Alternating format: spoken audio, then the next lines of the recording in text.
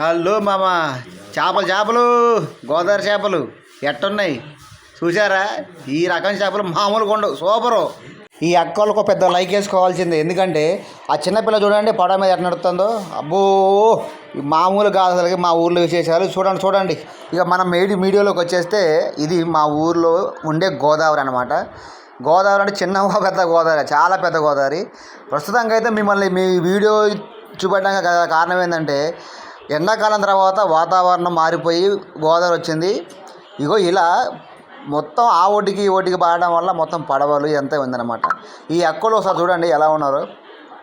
వాళ్ళ జీవితం వాళ్ళంతా అసలు గోదావరి మీదనే నడిపిస్తూ ఉంటారు. వాళ్ళ జీవనం కానీ ఏదైనా కానీ పిల్లలు కానీ వాళ్ళు అందరూ అక్కడ దాంట్లోనే ఉంటారు. అసలు వాళ్ళ లైఫ్ ఎలా అంటే వాళ్ళు ఏ విధంగా ఉంటారో ఏమో తెలియలేదు, కానీ మనకైతే చాలా అమ్మో ఎలా ఉంటారని చెప్పి అనిపిస్తుంది.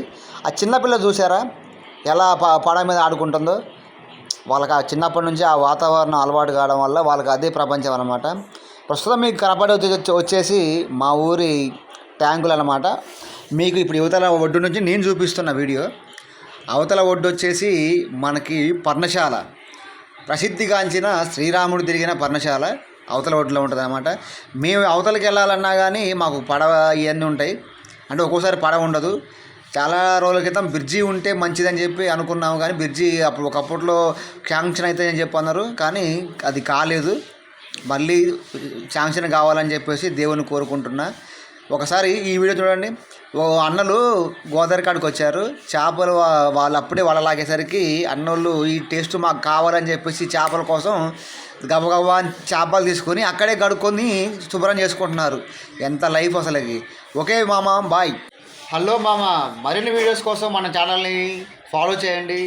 వీడియోస్ అన్నిటి కూడా లైక్ చేయండి, ఎందుకంటే మీకు ఇంకా మంచి మంచి వీడియోస్ ఏమున్నాయో ఇంకా కావాలన్నా కానీ కామెంట్ చేయండి. మీ కామెంట్స్కి తగ్గట్టు నేను వీడియో చేస్తా. ఓకే, మీ ప్రసాద్.